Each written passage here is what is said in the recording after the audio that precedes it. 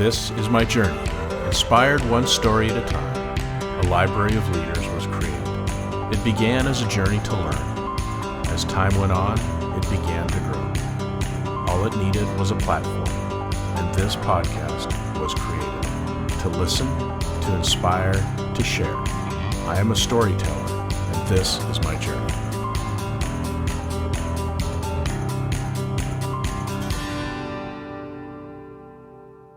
Welcome to another episode of Profiles in Leadership. I am your host, Steve Anderson, and today our guest is Julie Colombino Billingham. In the wake of Haiti's 2010 earthquake, Julie left behind everything she knew to answer an impossible call. What she found was heartbreak and a new beginning. Her book, From Loss to Legacy, tells the remarkable true story of how compassion, courage, and creativity built a fashion brand from the rubble, proving that hope and dignity can outlast disaster. She is the founder of Dumais, a fair trade fashion company in Haiti, creating sustainable jobs and lasting impact. Julie is a humanitarian entrepreneur, and her company, Dumais, has partnered with Nordstrom, the United Nations, and Eileen Fisher. A former aid worker, she is recognized internationally for her innovative leadership and holds an MBA from Rollins Krumer Graduate School of Business. 100% of the profits from the book are being donated to Rebuild Globally, a nonprofit organization she founded to provide programs for fighting poverty in Haiti. Julie, it's a real pleasure to have you on today. Thanks for being my guest. Thank you for having me, Steve. I'm excited to talk with you.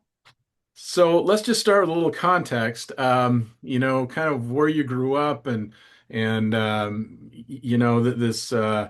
this calling to go to Haiti at a fairly young age, and not tons of experience, but it's just an incredible story. So just kind of give us a little context where to begin here. Oh, thanks. Gosh, man, nobody ever asked me where I grew up. But I was born in upstate New York. One of my business colleagues always jokes with me. She says, Hyde Park isn't upstate. Rochester is upstate, but whatever. For us, it's upstate, not the city. And my parents owned an Italian bakery. And so I always tell people that, my dad made us all work when we were really small, and we always, got to see what it was like to work and to have a business and to do everything from washing dishes to helping customers. So we kind of got the full perspective, me and my sisters. And so we were kind of invested in early on. So I'm really grateful for that. I think it gave me and my sisters, something to really hold on to growing up. Yeah. Great work ethic too, I would imagine. Helping Yeah. out the bakery. So yeah. Yeah. So, and then I think you moved to Florida, right? After Yep. that? Okay. Yep. Grew up mostly in Florida. So I'm back in Florida now. It was funny. I left home when I was 18 years old, and I thought I'd never come home. And I think it was 39 years old, I moved back to Florida. So I was like, oh my gosh, what am I doing back here? But here I am in West Palm Beach once again. Yeah, that's great. Well, tell us a little bit about, okay, so you hear about the earthquake. I think you're working for United Way at the time. Yep. You had a job that you liked and people you liked working with, and then you just felt this calling. You just had to do something. So just share with us what that was all about. Yeah, so I have my master's in nonprofit management, and I'd always worked in social services pretty much most of my young adult life. And I have a focus in disaster response. So it was something that, I would respond to a few disasters here and there. But when the earthquake hit, it was this wildly overpowering call to go to Haiti. Like I knew that I had to respond to this disaster. And when I went to the United Way and asked my boss for the time off, I thought, can I take my 2 weeks vacation to respond to this disaster? They said no. And it was so important to me to respond to this disaster that I actually right then and there said, then I respectfully resign from my job and I'll go to Haiti. Like, that's how powerful it was for me to respond to this. I don't know why. I had no connection to Haiti, no Haitian friends. I mean, Haiti is 700 miles from where we live in Florida, but other than like a proximity, there was really nothing that I had a past history with it. It was just this feeling.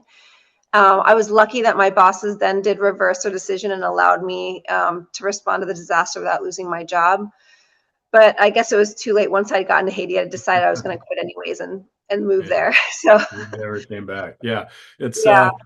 Now for those that are watching this on video, I'm just holding up the book here. It's called From Lost to Legacy, which is a fantastic book. It's really well done. I think most people that pick it up, I don't think are going to be able to put it down. So you didn't ask me to endorse it, but I just did. It's awesome. Oh, And thanks. and no less, it's been endorsed by Sean Penn. So it's like you got some celebrity notice there as well. Well, Sean did some really incredible work out in Haiti. There was Haiti had I don't know if you remember, 16 years ago. I mean, the earthquake was everywhere, and so it had a lot of celebrity endorsement. A lot of people were coming and going, but Sean came and he stayed, and he Yeah. worked.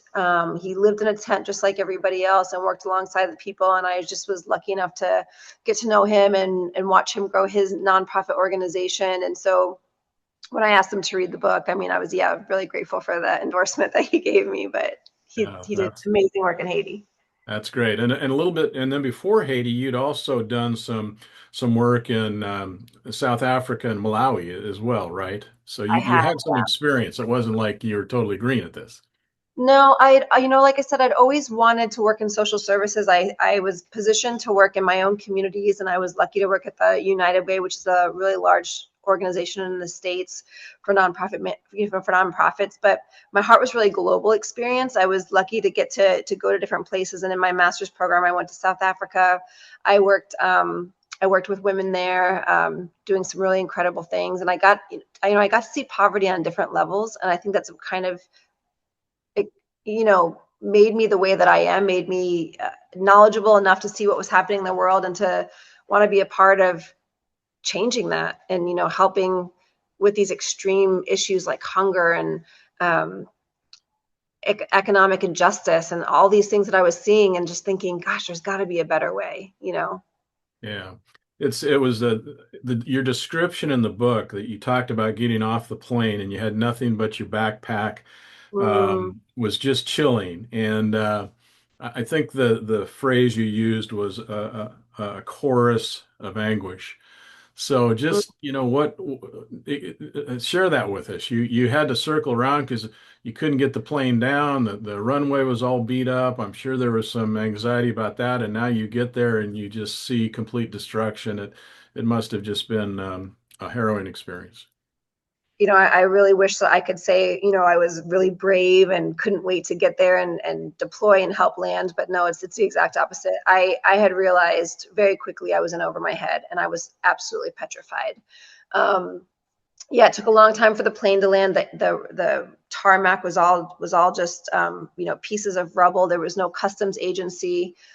My greatest memory is when they opened the plane doors, and before any of us could even start to get off, all the Americans who were there during the earthquake just ran onto the plane, and they were covered in dust and blood, and they couldn't wait to get out because the situation was so dire. And I almost didn't get off that plane. If I'm going to be totally honest, there was definitely a part of me that thought, you have got to be insane if you think you're going to get off this plane and do something of value.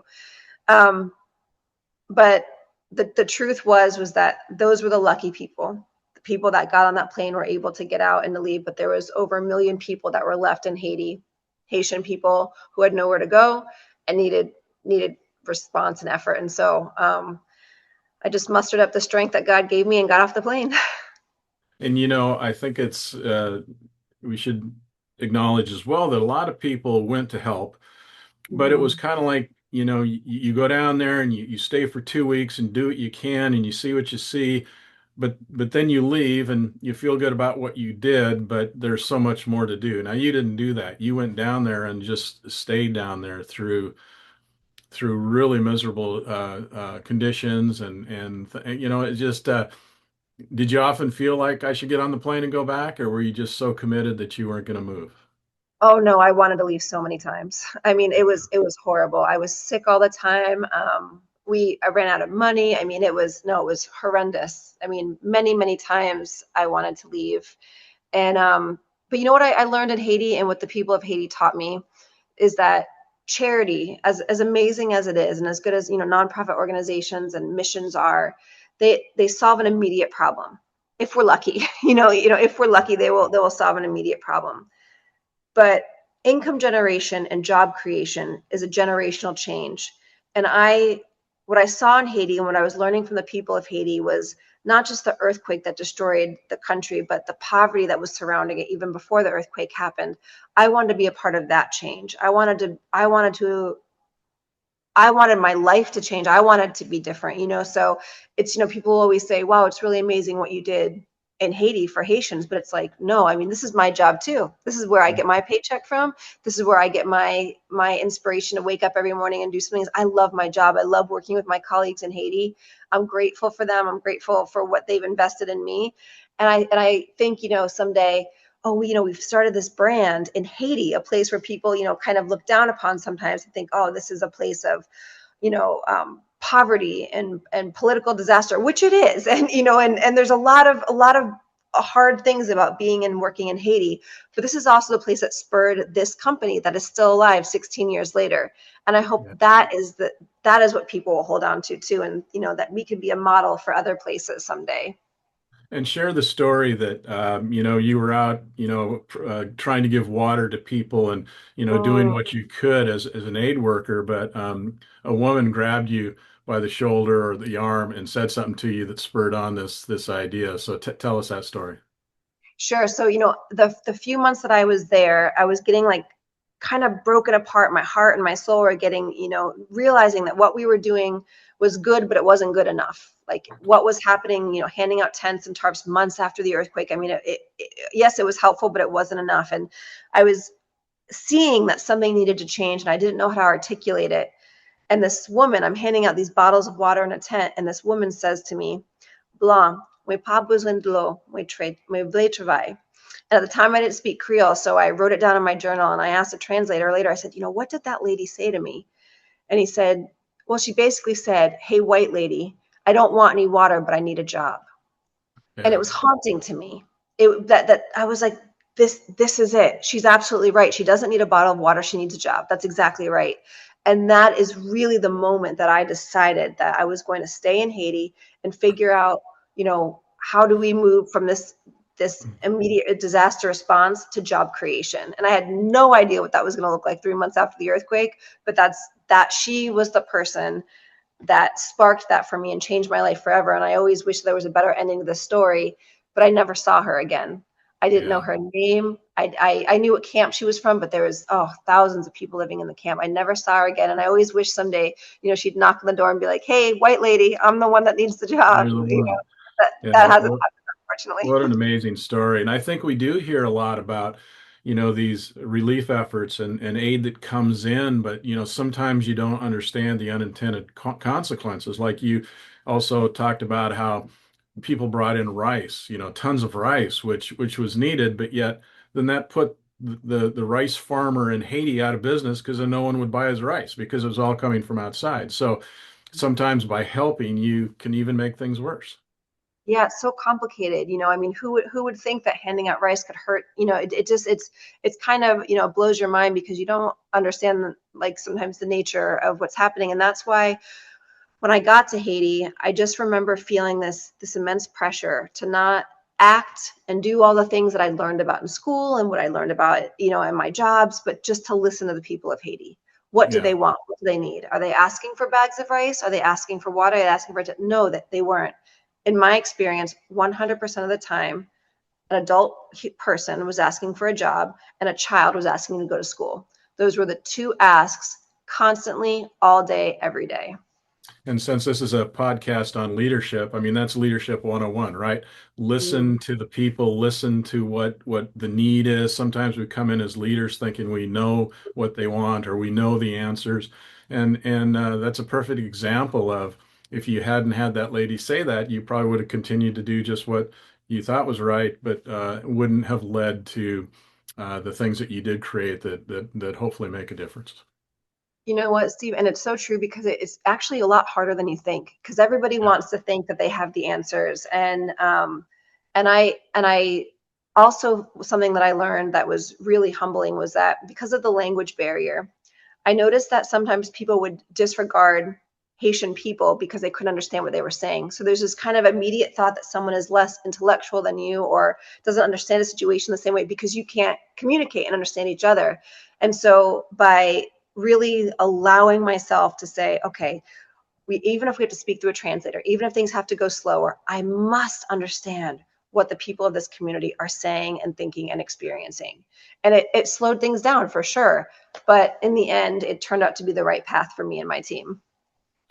So, what came first? I can't remember exactly in the book, but was it the Rebuild Globally, the nonprofit, or was it the Dume?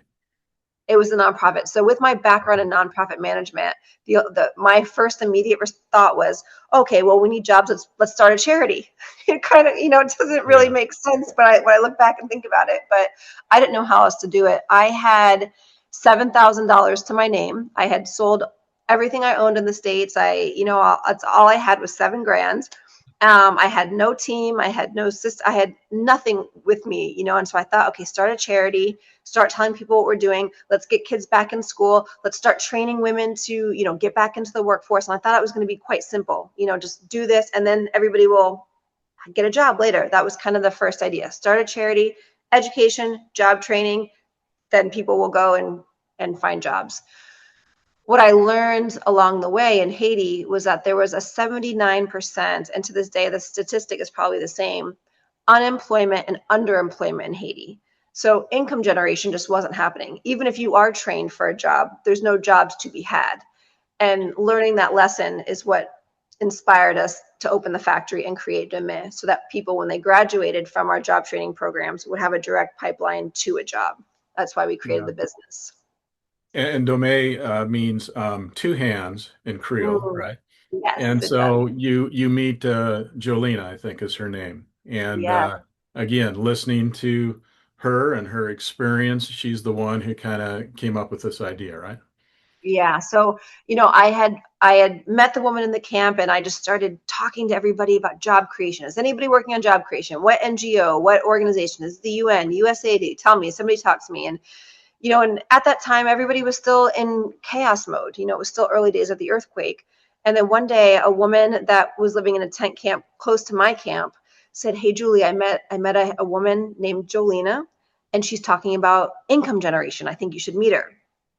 And so I make a plan to, walk over and meet Jolena. And here's this woman who has been everything. Her family has lost everything in the earthquake. Her husband has lost his job. She's lost her job. Her home is destroyed. Thank goodness her and her children were unharmed. But in addition to just like keeping her family unit safe, Jolena, by this point, I think it was about 4 or 5 months after the earthquake, has opened a home for children whose parents had perished in the earthquake. So she had about 20 or 30 orphan kids living under her tent. So she's just this, I mean, incredibly passionate, intelligent woman who has all of these children under her care. And she says to me, "What will I do when the Red Cross stops distributing oil and rice? What will I do when this tent, which was already covered in mold and shattered, and what will we do when people go? I need a job. I need my own money. I need a way to keep me and my family and all these kids, this new addition to my family. I need to keep everyone safe."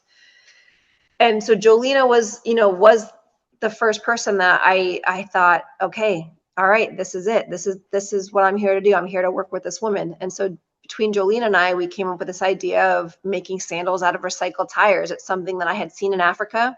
Jolena had worked in a factory and she had community, she had contacts, she was ready to start working.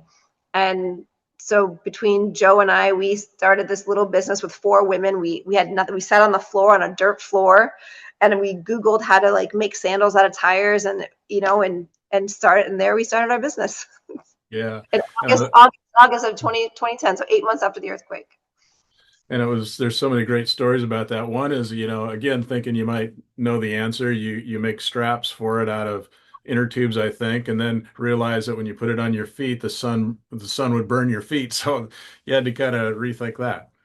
Oh my gosh, we made some of the worst sandals you could ever imagine in your life. Yeah, and we it was a lot of trial and error. I mean, today we don't even make sandals anymore, but that was the product that we made for 10 years. But the revision of the actual the product development was so Mm. hard, and figuring out sizes and materials and all of these things. It was really difficult, but it was our business for almost a decade, was making sandals from recycled tires. Yeah, that's just it's an incredible story. Help me understand too, for the rest of us as well, like when you talk about fair trade verification. So Mhm. what does that really mean, fair trade verification?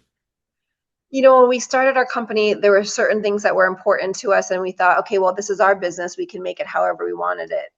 Things that were important to us was, of course, living wages for all team members, making sure everybody was paid a living wage, health insurance, maternity leave, paternity leave, paid vacation, like anything that any employee would want to make themselves feel safe. Any barriers to, removing the barriers to poverty. So making sure that we're sourcing materials responsibly. We've gone a couple extra steps ahead. We are now today, we are a fully solar powered factory. So it's completely solar powered energy.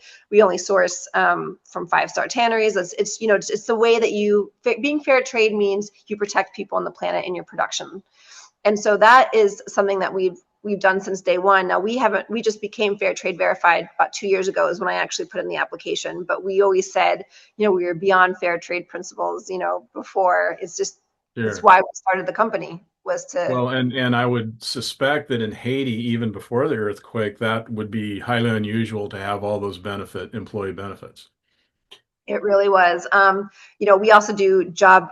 So any university students that work for us, we match dollar for dollar their paycheck for university scholarships. We do all sorts of things because in a place like Haiti, actually, you need to figure out what does it take to ensure people can get themselves out of poverty and become economically safe and free. Yeah. And so living in Haiti all those years and learning from the people helped us realize, okay, what is needed, and really great jobs. I'll tell you the truth, Steve, 100% of the time, a great job ends poverty for a person and their family. Yeah. We've never once had somebody say with a constant steady paycheck say, this didn't work for us. It's never happened. Not in our experience, not in 16 years. So Yeah. it's something that the power of a paycheck is, what I say is really like, that's the gold, that's the magic. I think the other thing I pulled out of the book that I hadn't heard before, but makes total sense, is you basically said if you want to end poverty, put money in the hands of women. Yeah. Yeah. Because, like you said, they save it, they share it, they make it work. Let's be honest, men, make money, you know, I know we're speaking generally here, but often put it in their pockets and build empires. And Yeah. the women in third world countries like this are, they try and make it last, they try and make a difference, and isn't that what we need? Yeah. And they invest in education for their children, and savings. So Yeah, that's something that, women are kind of known for around the world, is their ability to save. And yeah, because that is, I think something in poverty is, and something that I had to learn in the hard way too, is that even my business, I have a company that employs 50 people in Haiti. We don't have access to credit. There's no credit in Haiti. yeah, So without, like, could you imagine living here without, like, I mean, I put everything on my credit card, gas, this, I mean, you just kind of live off credit. It's how people live. So it's a yeah, totally different way. And if you don't have any savings or any way to protect yourself without access to credit, one move, and one illness, one car accident, and it could wipe you out. So it's a different way of living. And like Jolino is a perfect example of that. She was really passionate about building a home for her family.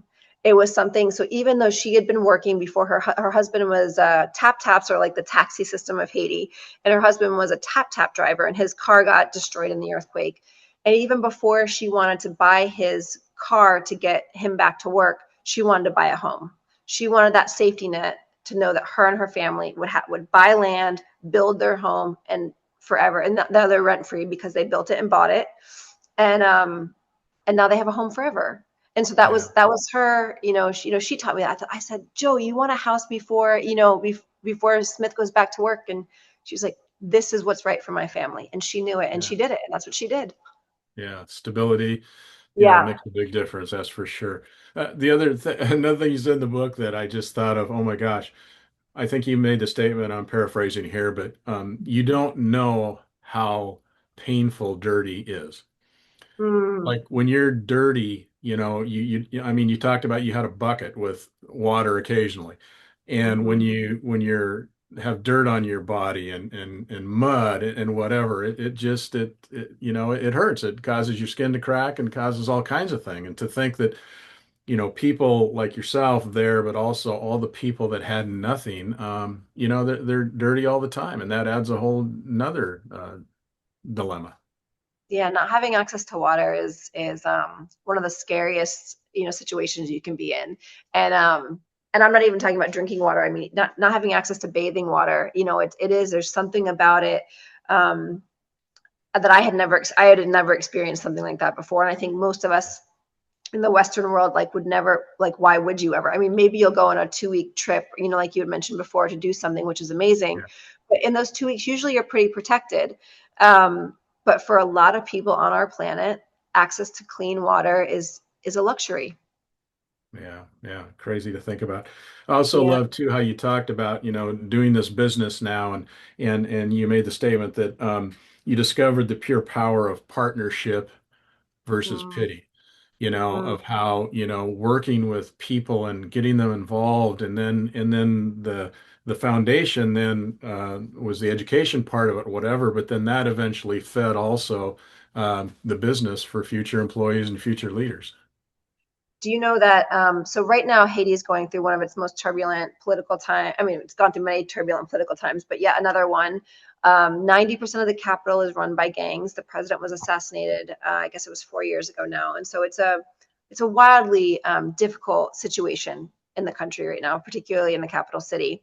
And unfortunately, there's been a lot of businesses that have shut down due to the violence and instability.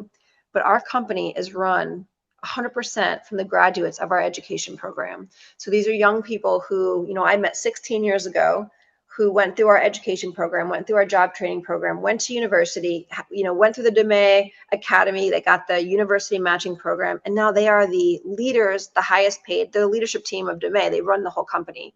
So I myself have not traveled to Haiti in 15 months because the airport has been closed due to the gang violence. So, I mean, if you can imagine not visiting your own business for over a year, and yet it's been growing under the leadership of your team. I mean, Yeah, that that's is that's again, the that's dream. classic. It's classic leadership in the sense that you developed the emerging leaders, help them learn and grow, and help them rise to that. And then when you can't be there, they step up and do it. It's just it's an extreme example of, companies that you need to develop your leadership development program because you never know what's going to happen to your current leadership. And if you don't have Mhm. anybody to fill that void, you're in trouble. That's right. And again, it was another lesson I learned from Haiti because at first I thought, okay, well, we're building a factory, so we need craftspeople. But I didn't realize we would need operation managers and HR managers and this whole team of leadership operators that would also come from our programs. Like it's so much more than just craftspeople. I mean, the amazing talent of the crafts team is it's undeniable. But having these other like middle management and management people on our team is, I mean, that is the reason we're still open. Yeah. So And you talked about the gangs, taking control and that's just not, just doesn't work. In reading mm, the story, I'm trying to imagine you as this young white woman traveling the streets that are controlled by gangs. I mean, the safety factor is off the charts of not being safe.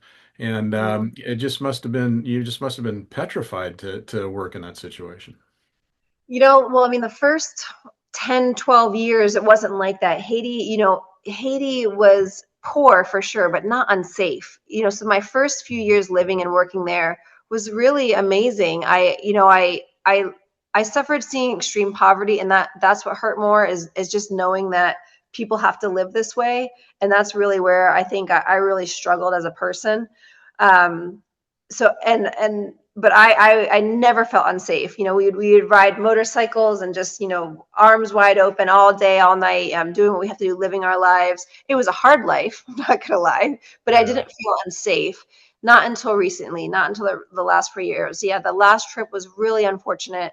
I had to have bulletproof cars and security and couldn't stay at the same hotel every night, had to move because of the kidnappings. And um, my business partner Sarah and I, we only went in. We're the only two foreigners on the team. The rest of the team is Haitian. We only went in because we were making this really big transition in our company. So not only are we now making handbags for export that we sell, globally, but we make school shoes for Haitian children.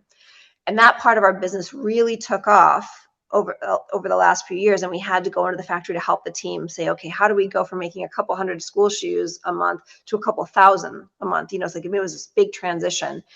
And then the team basically said, you know, we don't want you here. Like, we're scared for you. I mean, we do. You stick out like a sore thumb when you're a foreigner Yeah. and, in a different country. And then the decision was actually taken away from us when the airport was shut down. So there's actually no flights going into Port-au-Prince right now. So not like we could get there even if we wanted to. Um, but because of the leadership team, we don't have to. We just have to, do our So how part. do you get your product out to the rest of the world now? And why are the gangs leaving it alone, letting it continue to go? You'd think that they would, want some of that. Great question. Well, it's very difficult and it's very expensive. But there is cargo ships that still go in and out of the ports, and there are flights every once in a while. They get canceled a lot, but there are cargo. So no people, no passenger planes are going in, but cargo is still coming in and out. And I Okay. think the gangs know. I mean, in order for anyone to live, you still, because nothing is produced in Haiti anymore. You have to have things coming in and out, or people would starve to death. Which there is a lot of, because the gangs, everything is more expensive, so people are suffering a lot more. But just for mere survival, they couldn't stop all port activity. They did for a while, but it's back open now. Yeah. Another story I thought was interesting. I said, well, this must be where you kind of get some of your roots from, is when you contacted your mother and said, we need to make these badges, fake badges, to look real. And so you went back to Florida and she helped you make these badges so you could get in and out of the That was it. whatever. We came out of the UN. We wanted to move Yeah, into the UN base because they had yeah. running waters. Yeah. Oh my gosh, that was a great story. So your mom must she must be a fireball too. Yeah, well, it's funny. I know she always says, she's like, "Am I gonna get arrested for that?" And I said, "I don't think so, Mom. I think the time has passed to let Oh my you gosh. go." Yeah. They're just yeah, again, there's just so much and then you get to know people, and when you know them, I mean, I think the compassion and the empathy even grows stronger. You talk about this kid in the book that was a street kid named Boot, who had an amputated leg, and he just would just show up every once in a while, and gosh, it just must be so hard not to be able to do more for him. Yeah, I mean, I think the situation with the street children is probably one of the hardest because I had to realize early on, I'm not a social worker. I didn't have the skills. I didn't have the finances to help a street kid that may or may not be orphaned, that may or may not be in a gang. I mean, these kids needed services that I couldn't even begin to fathom how to start. But all I thought with them was be kind to them, show them dignity, and be their friend. And when you talked about, like, being safe and stuff early in the early days, the street kids always looked out for me. They would, I mean, they would not let anyone mess with me, and they were just so good to me. And I didn't do anything for them other than be their friends, really, because I didn't have the capacity to do anything for kids in that situation. But it's a hard life. It's a real hard life. I can only imagine. It's just crazy. Yeah. I think again back to the business part of this thing now too, as you believed early on. Again, a great example for the rest of us is this shared ownership of Dume, and how important that was. And it's just not like it's all about you and you're funding it and you're doing everything, but you included everybody in that shared ownership piece. And I'm sure we could argue that that's why it's still going on. Yeah, that's another one.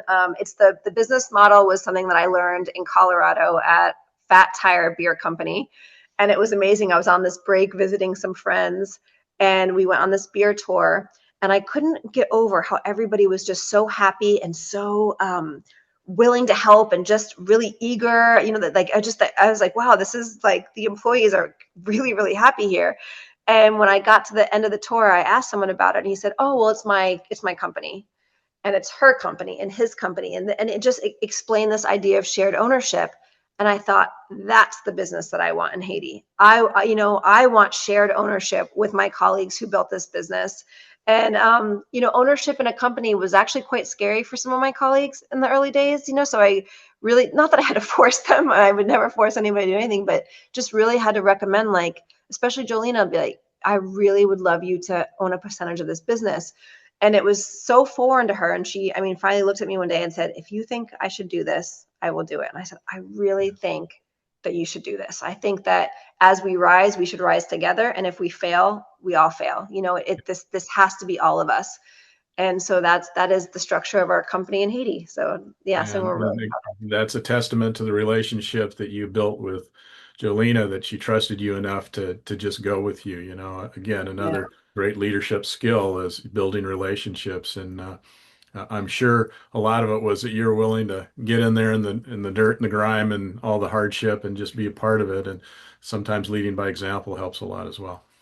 Yeah, I think one of my maybe my earlier gifts was that I was poor too. I don't know, like, Yeah. it was because a lot of foreigners came in and they had cars and they had this and I had none of that.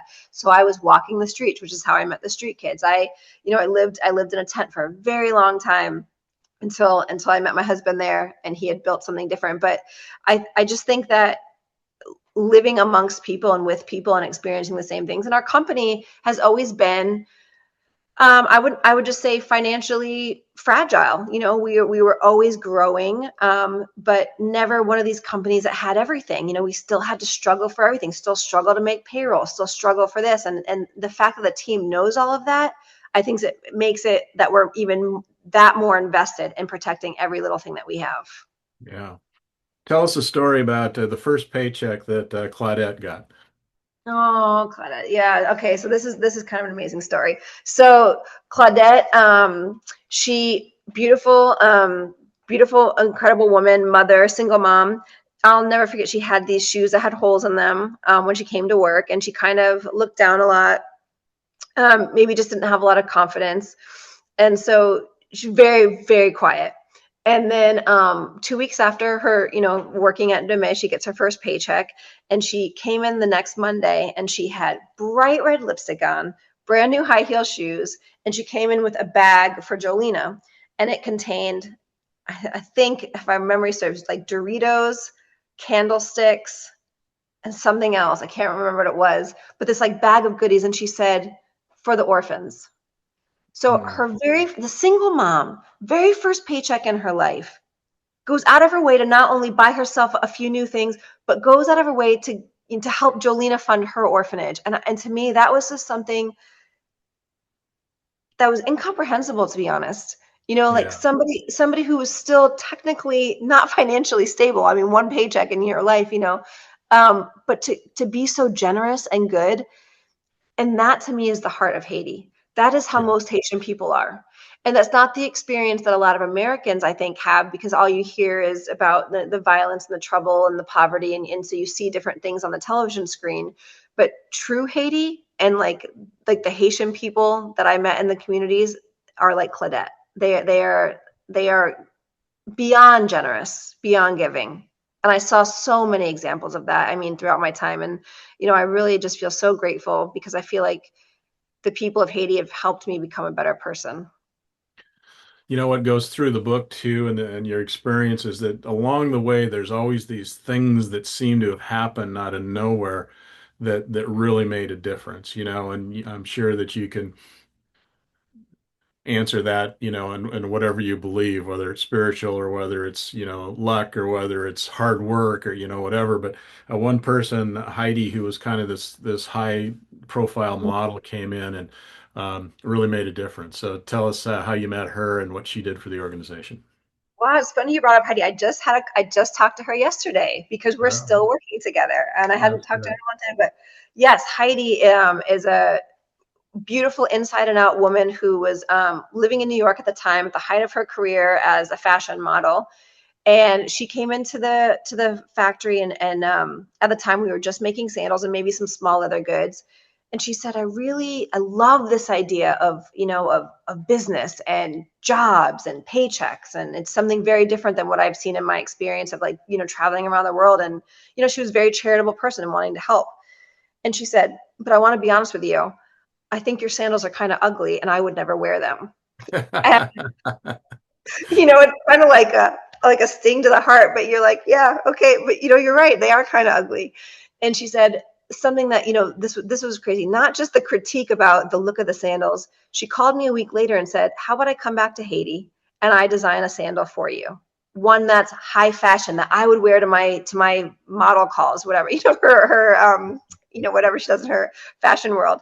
And we were like, okay. And I said, Heidi, I can't pay you. And she said, you don't have to pay me. I'll come. And I never really believed she would do it, but she did. A few weeks later, jumped on a plane and came out, lived with us, designed this sandal. It was called the Billingham sandal, which I don't even remember why we called it that. But it was, this supposed to be this beautiful sandal. And it kind of started changing things for us. Like, okay, we're not just this sandal company. We're like kind of like this fashion company. We're like, invested in fashion forward things. And like, maybe we can be a part of different conversations. And so she really just helped internally us look differently at ourselves. But then she went like an extra mile and she got the, oh my gosh, what is it called? Sorry, Steve, I'm having a mind block. She in New York, where they do all the fighting. What's it called? Madison Square Garden. Yeah, yeah, yeah. Okay. She got Madison Square Garden to donate the center and let us have this big event for ethical fashion brands. And it was just amazing. I mean, she got all these people interested in ethical fashion. We started like talking to new people like Kenneth Cole and Eileen Fisher. And we just started thinking differently about who we were and what we wanted to be and what we were doing and how we would present ourselves to the world. So it is amazing if you let people come into your space or into your company and let them shine what they can do for you. Yeah, And it's expanding that network. Yeah. that's exactly it. And if I always say, like, I think being a good leader is being just living in a place of humility, because just recognizing that we can always be better, always do better. This person here knows more about this, and if we can learn this from them, we will get better. And that's, I think, how we've always operated our company, and that's why we've been so lucky to have so many incredible people pour into us. And when you look at it too, I mean, Haiti did have some celebrity businesses that came in and funded by celebrities or had their brand with them and so on. But when you look at it, a lot of those companies didn't survive. So I think I know what you're going to say, but tell us why is yours still going and theirs didn't? Well, I mean, definitely the local leadership is why we're still alive. But I think that, from day one, we were culturally sensitive to working and operating in Haiti. It was interesting. A lot of people would come in and be like, oh, it's total chaos here. There's no systems. There's no this. There's no that. There's, and just kind of operate not in the proper way to do business. Like, so for example, in Haiti, we are highly taxed. It's like a European tax system. So we're highly taxed and there's very few services that come to the people. So it's really annoying, to be honest. Yeah. However, if we're going to run a business, it is our obligation to pay our taxes. And so from day one, we paid our taxes. We've been audited. People would say, they couldn't believe our team had health insurance. They're like, there's health insurance in Haiti? And I'm like, yes, of course there's health insurance. I mean, the problem is, foreigners would come in and not understand the systems or not understand the language and just assume, because everything, all around us is poverty, that there's no systems in places. And that's just not true. We just circumnavigated them as foreigners and did what we wanted. And that's how we took advantage of systems, And so I think you have to be very careful, especially if you're going into, I mean, I'm a guest in Haiti, I'm a foreigner. You have to be very careful to follow the rules of the land in which you operate your business in. I think your tenacity and your willingness to make decisions that most people wouldn't make is impressive. Like for instance, you're doing all this, you got all this going, you're crazy busy, whatever, and then at 37 years old, you said, "Hey, I think I'll go to MBA class so that I can learn." So you go get your MBA, Oh which my God. Steve, do you know what? I remember sometimes I would fly back and forth from Haiti and I would sit in the classroom and I would just stare at the professor and tears would be coming out of my eyes. I wouldn't even be blinking, but I was so overwhelmed with information and I just couldn't process it. I would just be crying and I'd be like, is this girl okay?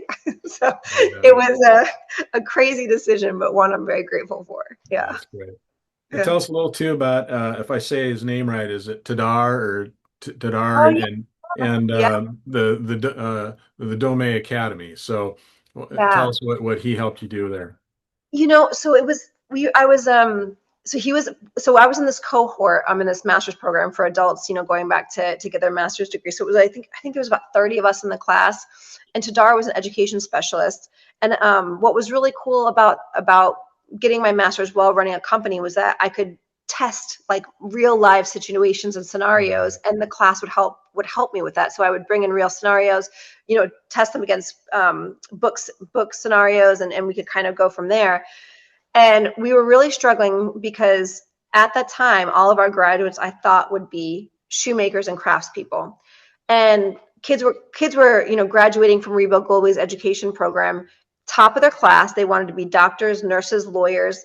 And I didn't have any connections. I didn't know how to help them because I ran a factory. So I didn't know how to get people that wanted these different types of jobs, these management jobs, into our team. And Tadar helped us before they would even get there to put in STEM programming in our like so we could identify talents earlier on and be like, oh, this person is really suited for HR, this person is really suited for operations, and help us to direct things and then open up those jobs at the factory as we were growing. And so he helped us change the programs, how we thought about the programs, how we interacted with young people, how we ensured that each person had very direct and very tailored tutoring and classes. So he helped us be better, and again, just like Heidi, people came in and helped us be better. Yeah, it's a great story. And of course, we have to also talk about Lovely's success story. So Mm. tell us about Lovely and her journey. Yeah, so Lovely was maybe 14 when she came into Rebuild Globally, and she was really quiet, which was interesting because now she is the highest paid, most senior female position on the team. She's the HR manager for both Deme and for Rebuild Globally. So she runs a team of 50 people, and she does everything like ensures that compliance is met, that if somebody gets injured, that's taken care of. She does everything. But when she came into Rebuild Globally, she was quite quiet, very smart, top of her game. And when she graduated from the education program, she went into the job training program.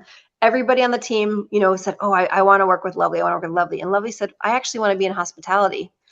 And we were like, "No, you can't leave us. Like, you can't go to." So she's like, "Yes, I want to go to university for hospitality." And after about 3 months in the Dome job training program, our HR manager at the time, he said, "What do we have to do to get Lovely, to focus on HR and create a position for her here?" And Lovely said it was one of the hardest decisions she had to make because it just wasn't her plan, it wasn't her dream. But she's now so grateful that she did switch to become an HR Yeah, manager in operations, and she now runs our teams. She's yeah, an incredible young woman. She deals with things that most people could never imagine. Like we were Lovely and I yesterday. We were on a call helping explain our company to another team, a wholesale team, and somebody asked her a question like, what is a normal day like? And for Lovely, her answer was like, well, every day I have to wake up and say, is it safe for the team to travel to work? Do I have to close the factory today? Does it have to be open today? Can we get our water delivery today? I mean, just things that you can't, like that we can't imagine that yeah. you have to think about just to get your business operational. And yet she does it successfully every day. It's amazing. Well, the resilience and all those that work with you and you yourself. I mean, there's so many, reading the book, you're thinking, oh, good, okay, they got to go and they got to go and this is going to be great. And then something happens. Oh, Something comes up like all the time. Like, I thought it was interesting that you gained enough success that now kind of the Christian missionaries were starting to question, whether you were doing enough of, you know, God's work or whatever they want to call it. yeah. And then the fashion world was saying, yeah, but you're not doing this. And so you're cut in this middle section where you think you're doing well, but now you're in no man's land.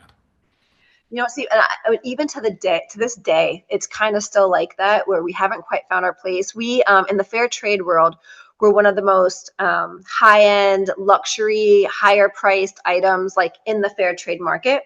But at Nordstrom's, for example, we're one of the lowest priced leather artisan brands. And so it's like we haven't quite, even to this day, figured out where exactly do we fit in as a company. People haven't figured out like where does Haiti even fit in? If they think of like luxury handmade leather goods, you're thinking of Italy, you're not thinking Haiti. Yeah, So right. just trying to continue to change the story about how and where things are made, how they should be made, and all of that. It's still part of our daily mission. Being a Seattleite, the Nordstrom family and the Nordstrom business is a real Seattle icon. And so Mhm. I thought it was interesting that you do work with Nordstrom. So how do you make that connection? And do you still provide goods for Nordstrom? Yeah, Nordstrom changed the game for us. I couldn't be more grateful. So when we became Fair Trade Verified about 2 years ago, um, it kind of opened these doors because big box department stores, sometimes they want to have a small percentage of their goods, Fair Trade Verified. And so we were just lucky enough that they, saw something from us, they liked us, and we joined Nordstrom's in July of 2025, and it pretty much overnight 3x sales for us. We were able since that time to hire almost a dozen more people. I mean, they have dramatically changed the game for us. We're very, very grateful. And we just get new eyes on our product. People aren't, when people come to the Dome website, they pretty much know the story. They know that they're buying something ethical. They know that they're making a difference with their purchase. Like all that work has already been done. At Nordstrom's, you're just buying the bag because you like it. And to us, there couldn't be a higher compliment than somebody just buying our piece because they like it. And so for us, it's amazing. And then they'll get the card. Then they'll see it's made in Haiti. Then they'll get to touch it and see the leather and see the quality. And I hope every time someone holds one of our bags, they're like, "This is made in Haiti." Like I want to shock people with that, Yeah. with the and I think that's what Nordstrom's has given us the chance to do. So who made that connection? Was that you, or is that just they reached out to you? That's a No, big get. yeah, that's a great question. So when we became Fair Trade Verified, there was another company called Powered by People, and their whole sole mission is to take these small fair trade brands and connect them to the big box stores. So Mhm. Powered by People is the change agent that really allowed that to happen. Okay. So there's just so many great stories. I want to tell them all. Rooston, head jeweler. You got to tell Yeah, his story. yeah. So Rustin was a young man that I met who had a very troubled life. He lost his mom uh, his mom passed away during childbirth, and his father died in the earthquake. And so when I met him, he was living with an uncle and was in a really poor part of town, and he had a cut across his face because he had been in a fight with another kid. And but he's just this tall, handsome, kid with a chip on his shoulder. He had a really hard life, but for whatever reason, he came into the Rebuild Globally programming and really shined, really became successful. Started working at Dome, and um, and just had this talent for jewelry making. And because jewelry making is actually quite difficult, and it's usually more people think it's more of like a women's work because you have to have smaller hands to put things together. But Rustin was just this very very talented jewelry maker. And before we knew it, he became the team lead for the jewelry team, and one of my closest confidants. Yeah, that's Really, great. really great kid. Yeah. The number of contrasts I see in you in reading the book and talking to you, just you kind of make me go, wow. Like for instance, you have a fear of heights, but you do acrobatic aerial performances. Am I saying it right? Is that what it's Well, called? too. Yeah. Well, and I say I have a fear of heights because I had a healthy fear of heights because I know what it's like to be 40 feet in the air. But yeah, so now to these I used to be an athlete and now I'm like I don't even like to walk up the stairs, like I'm a totally different person now. But Uh, back in the day, yeah, I worked for a CERT company and was an aerial chiffon artist. So that was yeah, a whole yeah. different life. So you're based in the U.S. You're trying to help Haiti. I don't want to make this political, but I have to ask, USAID and other organizations that maybe have helped you in the past or you've been a part of or whatever are having real trouble. Does that affect your ability to do what you're trying to do in Haiti? Oh, tremendously. I mean, the loss of USAID was really hard for us. USAID was the first big company that came to us in 2016 and said, okay, you're working on job creation. What are you guys doing? They sent a factory, this manufacturing specialist to our space. His name was Heinz. He was really crass, really mean guy, but really good at what he does. And he basically said, our space is too small, our equipment is no good, our storage is no good, everything is terrible. If this business really wants to grow, they have to do X, Y, and Z. And so USAID said, okay, we have this report from Heinz. If you guys can start raising the money for X, Y, and Z, we'll be your first investment. We'll give the first investment of $100,000. And with that investment from USAID, I was able to go out and pitch for more money, saying USAID is backing us. This is a factory build in the Port-au-Prince with this much traction, all this stuff, and we were able to raise the money to build a new factory, 11 times bigger than our previous one because of Heinz recommendation. And so, look, I'm not saying USAID is perfect. I actually had a ton of trouble with the way that they worked. And I think that we need to reform. And I think that we need reform on a lot of social programs. But to just cut it and gut it was wildly detrimental, not just to the business community, but to the HIV/AIDS community, to health and hunger, women's health, wildly detrimental. We also now pay a tariff. So Haiti didn't pay tariffs on incoming goods. Since it was called the Help To Act. It was even before the earthquake. We didn't pay any tariffs or taxes on our products coming in, but that's all different now. We pay 10% tariffs. So yeah, I mean, what's happened this last year has dramatically affected our work. Well, in a lot of leadership presentations I gave over the years to groups, I would often tell a story about PEPFAR and Mm. how Bono and President Bush got together and even though they were totally different ends of the spectrum politically, but they found something in common. They worked together. The amount of lives that it saved over the years and whatever, and now that's gone too. That's got to be hard to see. It's really terrible. I mean, it is hard to think that saving lives is political. Yeah. But it has become just that, and we've seen the detrimental effects of that. And so um, now more than ever, as human beings, as people, I think it matters like what we buy, what we support, what companies we choose to support, and we have to just try our best to get through it. Yeah. I knew that the company was going to probably keep going when the story about Sarah, who you said was the only other um, foreigner that was in the business, and she was kind of doing kind of the head at the time, uh, Yeah. dove into a pool, and as a physical therapist, I know what happens when you hit the bottom because you don't know how deep it is. And so that was a very traumatic thing and getting her the care she needed and all that. But yet the team that was left when you left the country with Sarah to help her, whatever, just rose up and they just stepped up. I mean, it was really impressive. I mean, even I look back to this day and think, in most companies, there's like a handover. If like some of the leadership team is leaving, if we're making a big transition, we didn't even have a proper handover. It just happened that the Haitian team said, okay, Julie and Sarah are out now. Like, I mean, it took Sarah, we were in the hospital for at least 6 weeks. Well, she was learning to use her hands again and things. I mean, we didn't really work, and they just rose up, and we got these amazing shoe contracts at the time. And there was just no time for them to even process what happened. They just had to keep going, and they did. And Yeah. young, I mean, these are young leaders. They are so wildly impressive. I really, I mean, if you want to be inspired, you should be talking to them, not me. They're the real heroes of the story. Can you make that happen? I can, I can. Okay, Yeah, that would be uh, awesome. So how's yeah. Sarah doing now? Is she Doing recovering? great. She's actually getting married next week. Oh, fantastic. Yeah, so she's Fantastic. doing great. Thank you for asking.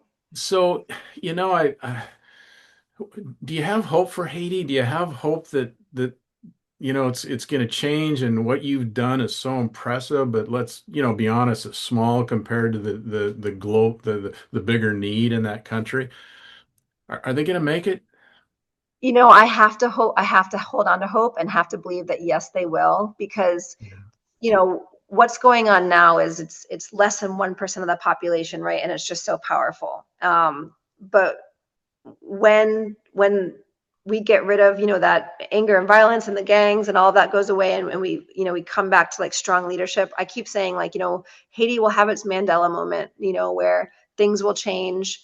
We will find peace, and once we find peace, we can find economic stability, and then the business can grow. When I started Rebuild Globally in 2010, it was rebuild globally, because I always believed this would be a global company, that we would, start this in Haiti and it would just go all over the world. Now it has taken a lot longer than I ever, thought it would. But I still believe that Haiti can be the paradigm for like greatness, and bringing economic justice to different places all over the world. Yeah, well, you're young, so there's still time, right? So, in anticipation of our discussion today, we've covered a lot of ground, but what haven't I asked you that you want to be sure and get in the program today? Oh my gosh, we've talked about so much. I guess just, people sometimes ask me, like, what can they do? And if you want to, think about the next birthday gift you get for somebody, think about shopping at Deme, or, if you want to read our story, getting our book, and leaving us a review. All these things matter, um, because we're still a company that nobody really knows about yet. And so we just want to, we want people to know about Haiti in a different way, and we want them to know about Deme. So, you know, supporting us in that way is amazing. Well, we know we can get your product at Nordstrom, but if you want to go online and get it, tell us how. Yep. And so it's Demain is DEUXMAINS.com, Demain.com. And we have our full website. And I like to tell like our stories, there's videos on our website. So of course you can go to Nordstrom, or you can go straight to our website and learn more about us. And then the book again is called Lost to Legacy. You're the author, and I assume you can get that on Amazon or wherever you get books, right? You sure can. Yep. You sure Okay. can. Good. So at this point in the interview, Julie, I always ask my guests the same common question, and that question is, in relation to leadership, what is a pearl of wisdom you could leave us with today? I mean, I hate to beat a dead horse, but I really believe that truly listening to everybody on your team, no matter, or not even just on your team, anybody that, interacts with your company, I think that can change the trajectory of your business and sometimes the trajectory of your life. So I would just encourage people to listen more than they talk. Yeah, that's great advice, and those of us that teach leadership development, leadership skills, that's usually the number one. So it's an awesome point. Thank Well, you. Julie, you can tell I'm inspired. I think you're amazing. This book was fantastic. Gosh, I just think of we need more people in our world like you, and so I'm just really appreciative of the time. I know you got a lot going on and you're busy, so thanks a lot for being my guest today. It was truly inspiring to spend this time with you today.